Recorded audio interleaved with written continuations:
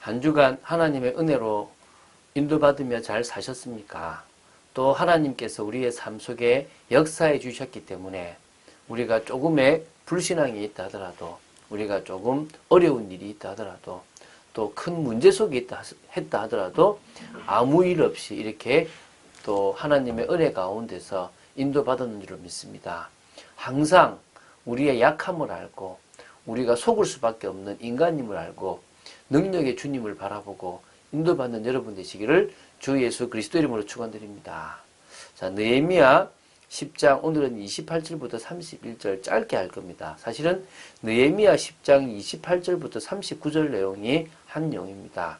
우리가 10장 1절부터 27절까지 하나님 앞에 언약하면서 임봉한 사람들의 개인과 가문의 그 명단들을 봤습니다. 이 28절부터 39절까지는 언약에 임봉하지 않았던 기타 남은 자들과 그 외에도 여러 백성들이 이 생활 전반에 걸친 어떤 올바른 말씀의 규례와 또 성전 제사와 관련되어 있는 그런 규례를 준수하고 지키겠다는 맹세를 하게 됩니다. 그 내용을 기록하고 있는데요. 결국은요, 작은 틈이 뚝을 무너뜨립니다. 우리의 세상과 타협하고 세상 속에 괜찮다고 받아들였던 것들이 이스라엘 신앙 공동체를 무너뜨리고 결국 저주와 재앙으로 가게 된 겁니다. 그걸 회복하는 과정들은 어찌 보면요, 참 쉽지 않은 일이라고 할 수 있습니다. 하나님은 우리가 우리의 삶 속에서 그냥 괜찮겠지라고 하는 것들을 용납하지 않기를 원합니다. 오히려 믿음으로서 있기 원하고 말씀 속에 있기를 원한다는 겁니다. 그런 축복을 얻은 여러분 되시기 바랍니다.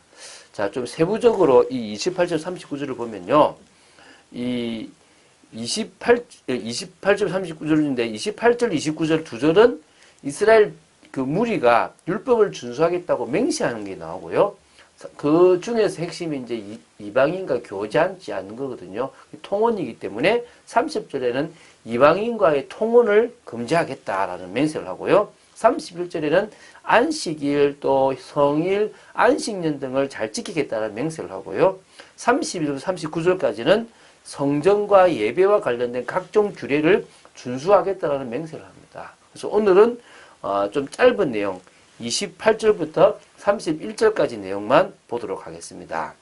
자, 28절 29절을 먼저 읽겠습니다. 그 남은 백성과 제사장들과 레위 사람들과 문지기들과 노래하는 자들과 느디님 사람들과 및 이방 사람과 절교하고 하나님의 율법을 준행하는 모든 자와 그들의 아내와 그들의 자녀들 곧 지식과 총명이 있는 자들은 다 그들의 형제 귀족들을 따라 저주로 맹세하기를 우리가 하나님의 종 모세를 통하여 주신 하나님의 율법을 따라 우리 주 여호와의 모든 계명과 규례와 율례를 지켜 행하여. 지금 그 남은 백성과 나오잖아요. 그 남은 백성이라는 것이 임봉하지 않았던 그 백성들과 또 제사장들과 레위 사람들과 문지기들과 노래하는 사람 모든 사람들이 이제 다 이제 한 마음이 되어져서 막 있다는 겁니까? 율법을 지키겠다는 겁니다. 그래서 이제 딱 정말 맹세까지 하게 되는데요. 하나님의 종 모세를 율법 주시잖아요. 그 율법을 끝까지 따라가겠다는 겁니다. 이제 그래서요, 이 부분에서 조금 우리가 봐야 될 것들이 핵심적인 게 뭐냐면 신앙 공동체를 회복하는 데 중요한 것이 그 28절에 이방 사람과 절교하고라는 겁니다. 이방 사람과 절교하고. 그래서 이 이방 사람과 절교하는 것이 신앙생활 회복에 가장 중요합니다. 그 이유가 뭐냐면 이스라엘의 신앙 공동체의 정체성, 우리가 누구고 왜 하나님이 우리를 구별했는지에 대한 것을 놓쳐버리는 겁니다. 이방인들하고 있을 수밖에 없는 환경 속에 그들의 딸들을, 그들의 아들들을 데리고 와서 있다 보니까요, 그것만 온 게 아니라 그 이방인의 우상도 같이 오고 악한 풍습도 같이 오다 보니까 영적 타락이요, 아주 심각하게 된 겁니다. 이게 민족적 정체성도 또 신앙적 정체성도요, 다 훼손해버리는 그런 일이 벌어진 겁니다. 그래서 이 통혼 문제를 뿌리 뽑지 못한다면 여호와를 향한 올바른 신앙을 회복할 수가 없는 겁니다. 그래서 여호와의 말씀, 하나님의 율법을 준행하는 것은 곧 이방인과의 교제를 끊는 것입니다. 물론 지금은 좀 다른 개념으로 봐야 되는데요. 그래서 이 30절에 나중에 나오고 이 이방인과의 통혼 금지에 대한 부분들을 아주 이렇게 이제 서약하는 부분이 나오거든요. 자, 지금 이 시대에는요, 그럼 이방인과 결혼도 하지 말, 가능하면 불신자와 결혼 안 해야 되겠죠. 그러나 또 불신자와 멍해를 매지 마라 그럽니다. 그 말은 내가 신앙을 지키고 하나님과의 이 관계, 특히 예수 그리스도에 대한 믿음을 변하지 않게끔 지키는 가운데 이제 그들은 우리의 전도 대상자라 이런 개념을 가지라는 겁니다.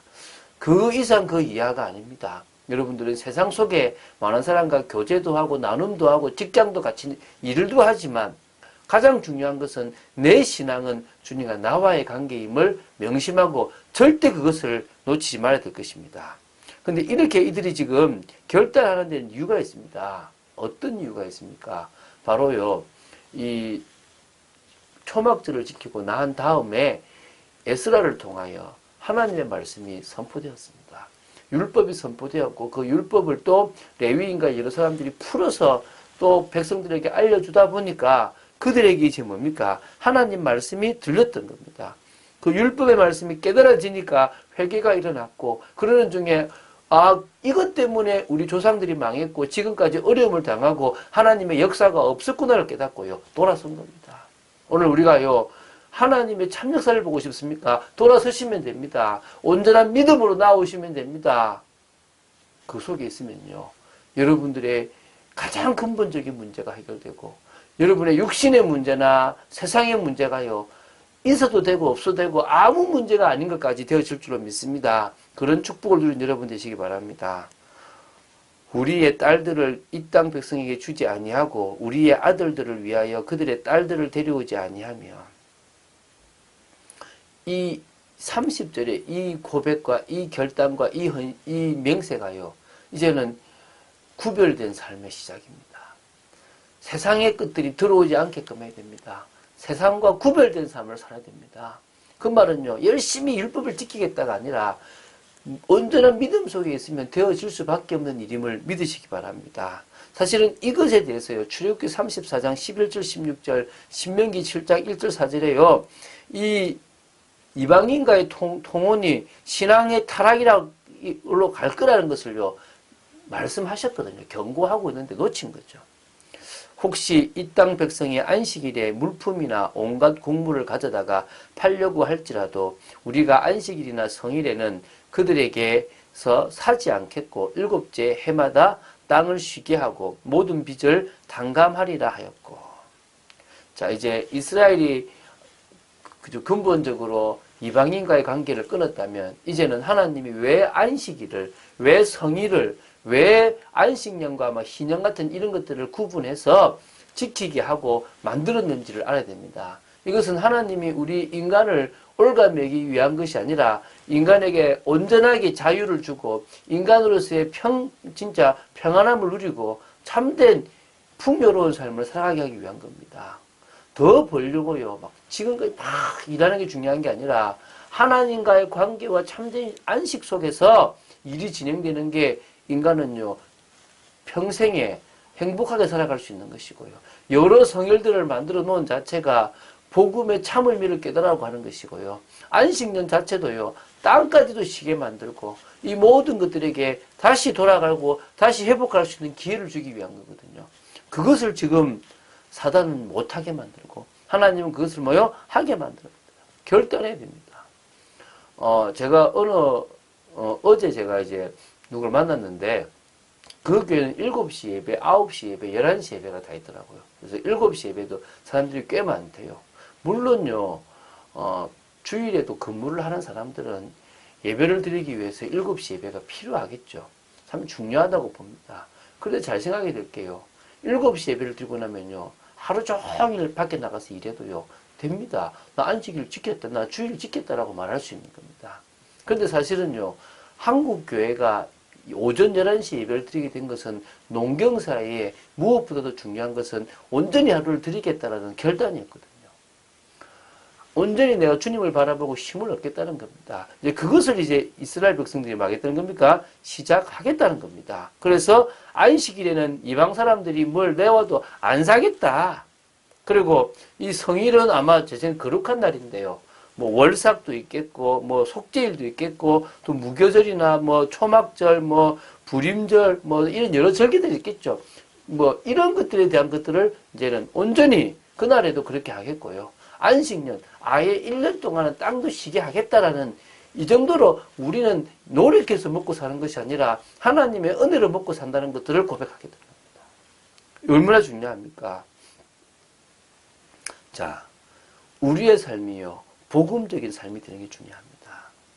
이런 삶을 한 번에 딱 만들 수 있는 건 아닙니다. 그러나 말씀을 따라서 갱신해 나가고 우리의 욕심을 내려놓고 하나님의 말씀 따라서 가장 하나님의 뜻과 계획을 따라 인도받는다면 올바른 신앙인의 삶, 복음적인 삶이 되어질 것입니다. 이걸 무너뜨리기는 너무 쉬운데요. 하나하나 만들어가기는 어렵습니다. 그러나 그 만드는 것을 유지한다면 우리 삶에 하나님의 영광이 늘 임할 것이고요. 하나님의 나라가 임해서 되어지는 전도가 되어질 줄 믿습니다. 그런 한 사람이 미치는 영향력이 얼마나 큽니까? 저는 제가 가는 곳마다 참 사람들이 살아나고 기뻐하는 모습을 볼 때마다 너무 감사하더라고요. 이번 주에는 제가 아는 선교사님이 같이 또 저와 이렇게 동행을 좀 했는데요. 참 뭐 보여줄 건 많이 없지만 그래도 제가 있는 사역과 같이 나눌 수 있는 게 감사했고 또 제가 이렇게 사역하는 사람들 중에 은혜를 받는 귀한 분들이 있는 게 또 참 감사했던 한 주였습니다. 자, 저도 영적 서밋의 자리로 올라가려고 합니다. 여러분도 영적 서밋 최고의 자리.